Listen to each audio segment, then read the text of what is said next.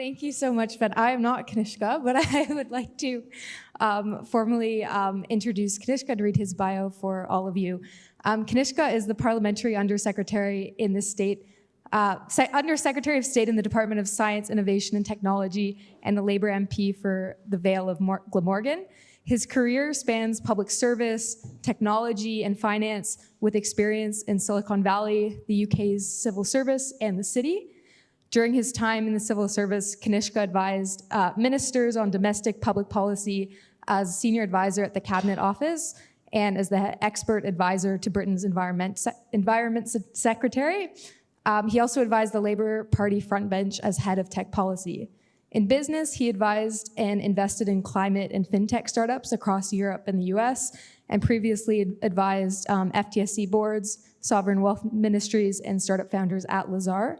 He grew up and lives in South Wales, studied at Oxford and Cambridge universities, and is passionate about social mobility and social justice. He is determined for the UK to embrace its future as a global leader in technology and innovation, harnessing growth that works for everyone, strengthening communities, restoring dignity, and lifting people up through opportunity.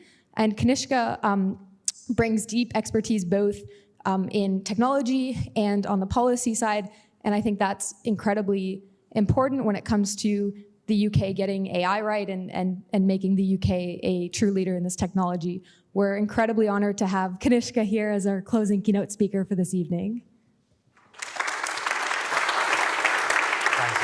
Thanks very much. I've got a mic here, so I think I'm hoping this mic's working, so I'm going to keep at it. But look, can I just say it's the end of the day, so I don't want to keep you for very long. And one of the things I really want to do is make sure there's time for us to have a question and answer session as well, rather than me talk at you.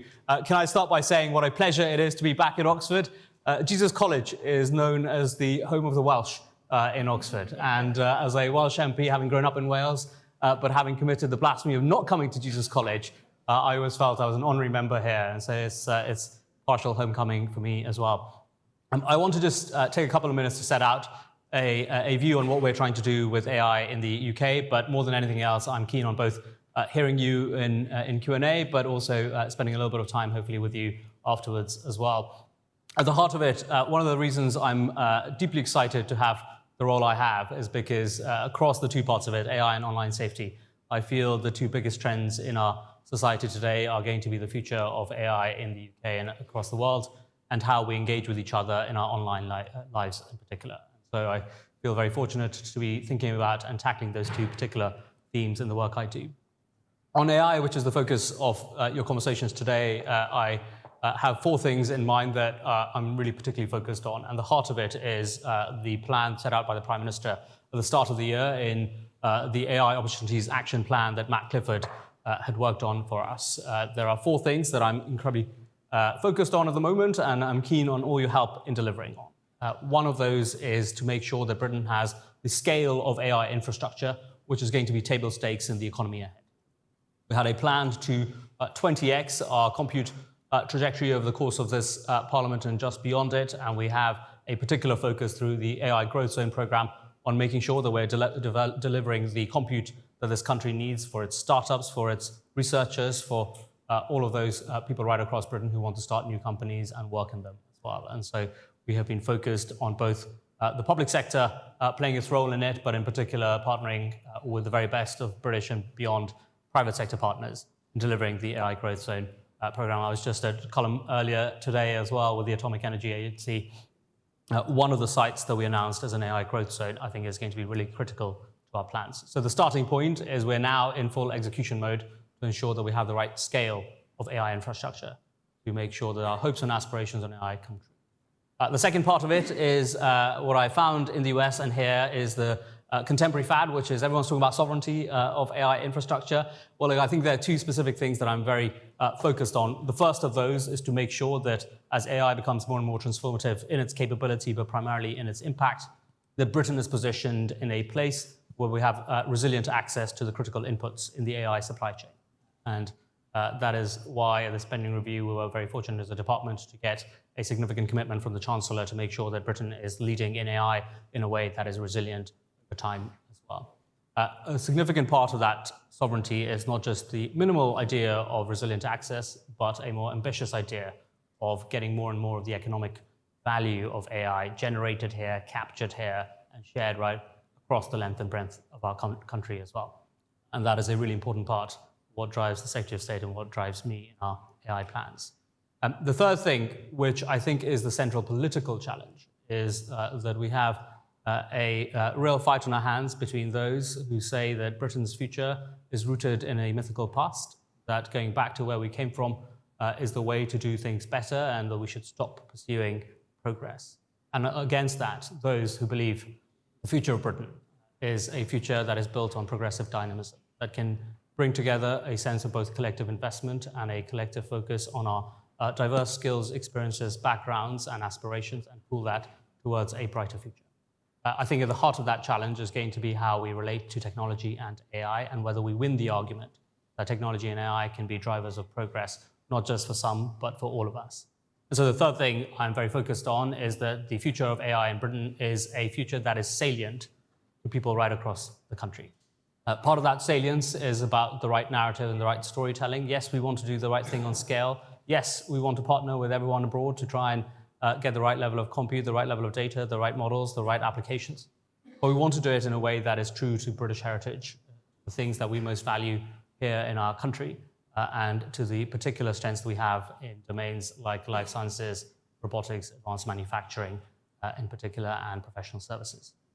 So a third focus for us is to make sure that we become the world's leading adoption nation when it comes to AI, and that adoption is a way of spreading prosperity and dignity right across the country as well. And underpinning everything we're doing on scale, on sovereignty, on salience, is a fundamental realization that in technology in particular, everything rests on the ability that we have in our hands and our people across this country. Talent. So we have a sharp focus. I've been trying to bring in as many of the top researchers here in AI to the UK as possible. I think there's a particular opportunistic window to be able to do so in the global context that we're in. But there's obviously a long trajectory that we also want to walk on to make sure that we're developing skills right across from early age across this country through to late-stage research and beyond as well. And so we have a particular program on training 7.5 million people in AI, working with a series of partners over the course of this Parliament. And I think there is no stronger mission on which I would hope to partner with everyone in this room and across Oxford than the mission to make sure that British talent has the tools, the support, the capital, the community, the compute, and above else, a sense of clear direction and ambition in pursuing a distinctly British AI trajectory. So scale, sovereignty, salience, and at the heart of it all, a fundamental realization that none of it happens without exceptional talent right across this country as well. And so let me stop there and hear your thoughts on how we can grasp the opportunity that AI offers with all of those things in mind. Thanks very much.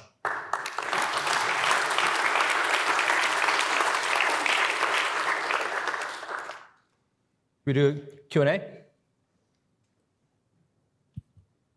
Hi. Firstly, I'm very impressed with the no notes, so I wish I could do that. Question for me is really around whether public procurement can help here. I think traditionally it's been very, very difficult for smaller, innovative companies to sell into the state outside of defence. And in the world of AI, I think that's a particular challenge where there's large non-British companies that dominate.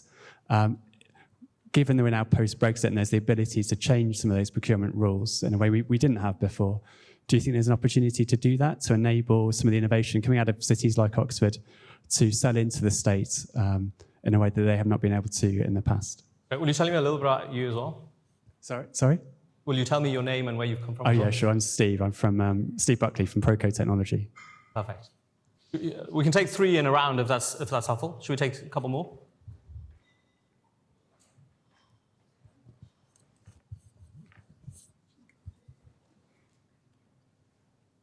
Hi, I'm Frank Hersey. I'm a reporter at MLEX. We just had Google's James Manika speaking earlier, and he said that regulation needs to do 2 things. One is to keep society safe, and another is to give people what they want. I was wondering, is the upcoming AI bill going to do that? And when might we expect the consultation? So what are the 2 things James said regulation ought to do? Regulation should keep people safe and also do what people want. Great. I feel like we should Yeah. Yeah, so I'm really interested in how we can educate the educators, and particularly in the creative industries. And I'm concerned that at the moment, AI education for domain experts costs like £20,000 at Cambridge or, Oxford. How can we get more people onto kind of AI scholarships who could really make a difference to this across the board? So not just life sciences, not just banking, insurance, but really AI into these creative industries like fashion, entertainment, which also great British industry. Will you tell me your name? Yes, my name is Anne-Marie Verdin. Perfect. So firstly, Steve, on your question around procurement, two areas in which I think there's a very, very clear line of sight. One in defense, where as part of the Strategic Defence Review and its implications for public spending, Chancellor didn't just announce an uplift in the trajectory of defence spending, but she very specifically announced that in the realm of drones and AI, there'd be a ring-fenced degree of budget, which would be in the service of making sure the British defence is focused on the future of defence and not just the present and the past. And so we're thinking about how we can deploy that in a way that services both our very fundamental national security goals, but alongside that, our aspirations on growth and productivity. And so there are mechanisms that we're thinking about there. And then the second area where I think the argument is very clear is clearly in the NHS and in our healthcare context. We have an amazing life sciences industry, and just this morning I was at the launch of the UK headquarters of Intuitive, a large robotics healthcare company as well. Intuitive have already been ensuring that robots are saving lives quicker for 300,000 patients in the UK across the NHS. We have a target that we want to accelerate to 1 million people being supported by robotic surgery in the NHS over the course of the years ahead as well. So I think there's a very clear line of sight in those two areas where I think we have a relatively centralized ability to pull some levers that can help us get both the right outcomes by patients, by our national security, by our sense of growth and productivity as well. There's then a question that we're thinking about in DSIT in my department about where we can use not just public procurement directly as a tool, but instead also think about some fundamental inputs. So we have a program called the AI Research Resource Program, the AIRR. Through that, we're thinking about how we deploy compute allocation in a way that is most strategic. Strategic means both pursuing our research interests in areas of industrial strategy interest, but in part also thinking about where we can service our ends on growth and productivity. So right across the board, there's a very salient question. I think there are two areas of very clear line of sight. The third area in my department that I'm very focused on making sure it pulls its weight on that question as well. On James's thing, I was at Google with James. I don't know if he's still around, but I was there last week talking to him about where we go.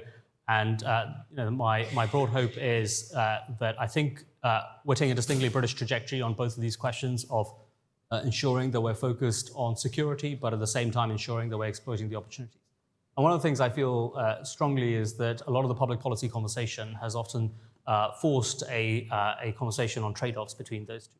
But I still feel there's a huge amount of unexplored ground in the overlap between these two. Let me make that more specific than a political slogan. We have an amazing capability in the public sector in our AI Security Institute.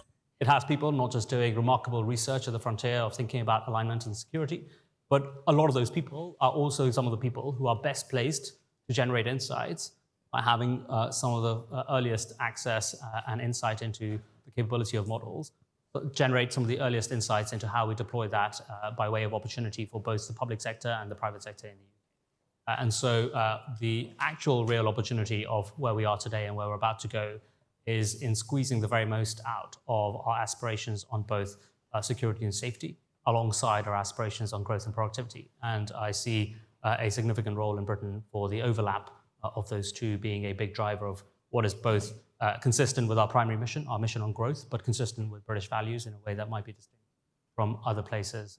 I'm afraid I'm not going to be taking your bait on announcing the timing of any legislation on this particular occasion. The question on AI skills right across the life cycle, and in particular in the creative industries, is close to my heart for two reasons. The life cycle point, because I actually think, if I think about the future of South Wales and Wales, which is close to my heart, we won't achieve what we want to achieve on AI for the country if we don't achieve it for South Wales. And I don't think we'll achieve it for South Wales unless we are thinking about skills right across the life cycle. unless we're thinking about people who have had a significant economic shock in terms of what has happened to the unit cost structure of steel in South Wales, unless we think of people growing up in South Wales, many of whom stay in my beautiful constituency, and historically the last wave of software and software as a service in particular didn't give them the opportunities they deserved. I think the next wave of technology, AI in particular, gives us a shot to redress that. I think in particular, the fact that fixed inputs, land, energy, water matter for AI, but also that we have an opportunity not just to build data centers, but the application companies in those places. That gives a really exciting opportunity. So there's a very specific thing that I was passionate about before I got this job. As an MP, I worked with a bunch of schools in my constituency, got 70 kids internships in AI companies, all the way through from kind of Amazon through to startups started by people leaving DeepMind. And when you come across people who didn't particularly thrive at school, but still in a 2-3 week experience, fundamentally felt that whatever they were interested in, whether that was gaming, whether it was art and history, or whether it was coding, that there were opportunities for all of them in the AI economy of the future, in AI companies as well. It was a very compelling way of driving a sense of conviction that this is something that we can build for everyone. And so we have this program, both tech first and this wider commitment on training 7.5 million people. Your point on making sure it's for everyone is really critical. The creative sector is also close to my heart. So Barry Island, my constituency, is the home to Gavin and Stacey, where the final episodes of Doctor Who have been filmed. And one of the things I find most compelling is, there is a totally legitimate question around the future of AI and the future of the creative sector and how those two interact. To me, the only durable way in which those two interact in a sustainable way that ensures that Britain's remarkable strengths in the creative sector last for the longest duration is by making sure that we are arming our creative sector the best possible way with tools of the future, AI in particular. And I know there are lots of people who are already doing this in the creative sector. There are amazing people, and actually, in a very small way, my team are now increasingly able to focus a lot more on storytelling and thinking about how we want to tell a particular public policy story by being able to use parts of AI to do a bit more of the sort of editing and clipping and subtitling and all those other things that they don't think are the most fulfilling things that they want to be doing. They can focus on the things that matter, which are telling the story. And so I'm very, very passionate about both of those aspects, that skills training is across the life cycle and that it's across sectors as well, and I'm very open to ideas. Do we have time for 3 more? Yes. Great. Why don't we take a mix? So if we take these two, and then we should have a lady here as well.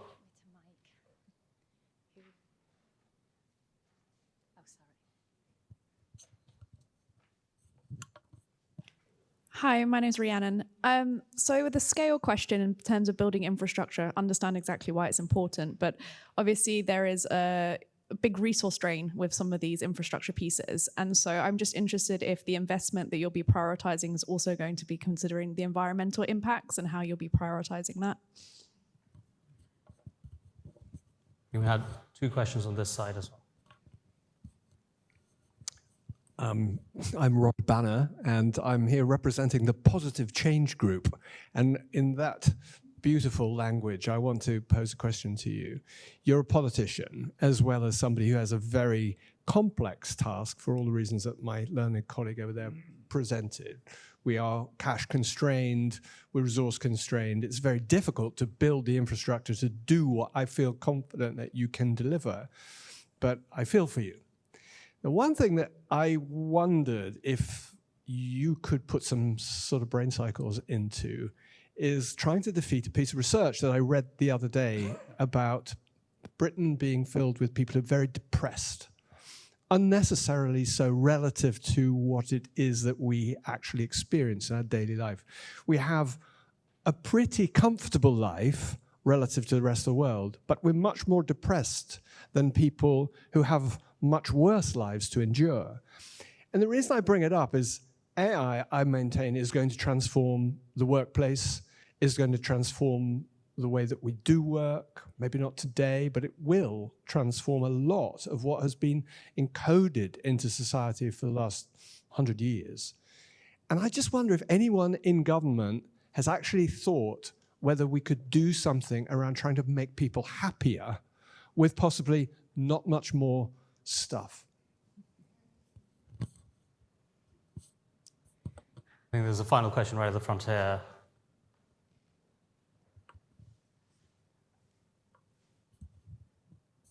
I really like the last question. My name is Kelvin. I work at DeepMind. So the Tony Blair Institute released a report about how increasing efficiency councils can improve public trust, reduce polarization, and lots of other benefits.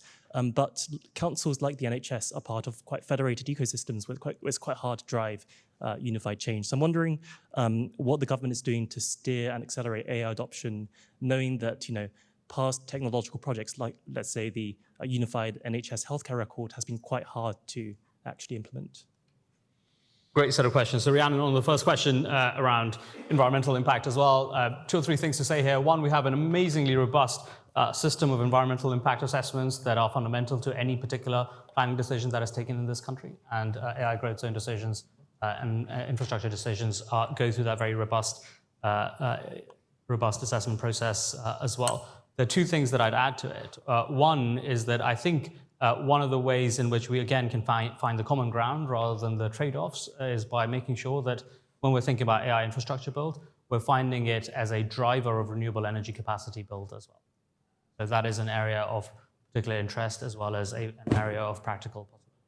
And then the second thing, one of the things I find most compelling is I've spoken to a range of companies doing renewable energy build-outs, including Octopus and their team at Kraken, the AI part of the company. And one of the things they tell me is that they think AI is a technology that can radically accelerate the pace at which they build out and the energy efficiency with it. And so there are, of course, areas in which there might be trade-offs, and we're committed simultaneously to these 2 deeply important missions. The important mission of addressing Britain's primary crisis, the crisis of productivity, through making sure we make the most of technology, and this deeply important moral mission of clean power by 2030. So I'm excited much more by what we might find in common across those 2 missions, and I think there is fertile ground there in particular. On your point of happiness, I'm delighted that you're living the nomenclature of your organization in your question. I don't know if it's a formal part of my job description, but I will internalize it as of today to reflect on happiness as well. One of the things I find is true, whilst everything you said is true, that we should probably be happier given the state of progress in this country. We've got amazing companies, we've got great opportunities spread across the country. I also do recognize that, in particular, the economic reality of the last decade and a half, been a historic anomaly in the real wage and living standards story and the productivity story. And so one of the things I have been saying to the Secretary of State is I feel we've got to change the vibes and the sense of well-being and happiness we feel. But you change the vibes partly by talking about it, partly by sharing your own experience, partly by actually delivering. And so I feel I'm going to take this away alongside scale, sovereignty, salience and talent. I'll add happiness, but I know that it will only come if we deliver it as a package rather than happiness alone. And then on the final question of how do you do both scale change and unified change across federated systems, I think one of the things I spent my early career in the civil service, and one of the things I really valued was that we had in a federated system amazing heroes scattered all the way around. And often you try and do systemic change by saying, we've got a centralized system, let's just drive it all across it. And really fundamentally, over time, it's very hard to do that as well unless you have heroes right across the system. And heroes are often federated rather than centralized. So to make it concrete, one of the earliest examples of people using large big data analysis to solve social policy problems, one of the knottiest problems in our country, were in Sunderland City Council. And there are amazing people spread right across our local authority context, spread across our federated public services who are doing exceptional work in their particular pockets. And so one of the things that I think about culturally is, yes, we should be driving a lot more in terms of adoption and standardized standards from the center, and we've got a particular focus in the Government Digital Service that my colleague, Minister Ian Murray, is very focused on, with a particular desire to drive change in key organizations, the NHS being one, HMRC being another, MOD being one, DWP being one. But at the heart of it, I think, is the point I made on talent, which is that we have to try and find a way from the center to make sure that every single federated hero across the system feels like when they do something heroic, when they take an incremental bit of risk to try something new to deliver a better service for people in this country, that they are recognized for it, put on a pedestal, and whether they're in Sunderland City Council or in a centralized system in the heart of Whitehall, that we talk them up and we praise them and we thank them and we allow them the chance to fail and improve as well. So to me, your direct question of how do you scale across a federated system, I think you scale by taking talent across that system deeply seriously and centralizing everything you can possibly do to motivate and build up that sense of excitement amongst the people as well. And so on that note, thank you very much indeed for all your time. I'm looking forward to speaking.